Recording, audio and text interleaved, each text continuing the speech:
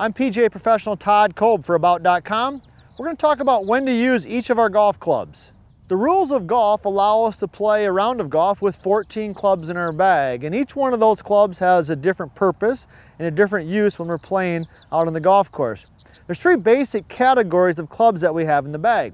We have irons, we have woods, which we're going to talk about, and of course we have, probably most importantly, we have a putter in the bag. Now let's focus first of all on the irons. Each iron is going to be a different length and have a different loft on it. When I say loft, we're talking about the angle here, the pitch angle on the golf club, and this is going to vary from iron to iron. So you'll notice that the 3-iron here is certainly going to be longer and have less loft than my 8-iron.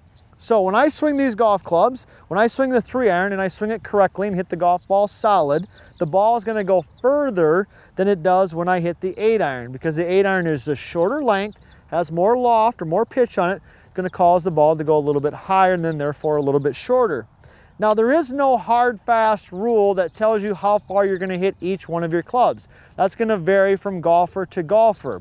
A general rule of thumb though is that for men there'll be about a 10-yard gap from one iron to the next iron. For women, that gap from club to club is going to be a little bit less, somewhere between 5 and 7 yards. So the only way to really know exactly how far you hit each club is to get out and play or get to the driving range and test it out.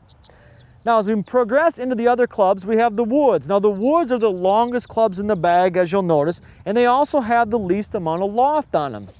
So this particular club here is what we call a 1 wood, or many times is referred to as a driver.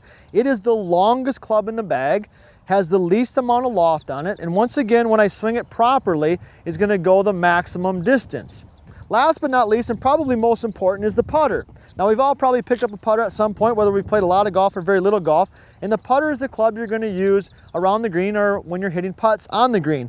And the putter length and style can be a little bit different, but this is the club you're going to use when you want to roll the ball on the ground and hit some putts on the golf course. So once again, a golf set is going to have 14 clubs in its bag. That's what allowed by the rules of golf. The irons have different numbers on the bottom, which is going to indicate the length and the loft. The woods are the longest clubs in the bag. You're going to hit those the furthest and are also going to be a little bit more challenging. And then of course you have the putter for when you're close to the cup and you need to just roll the ball on the ground.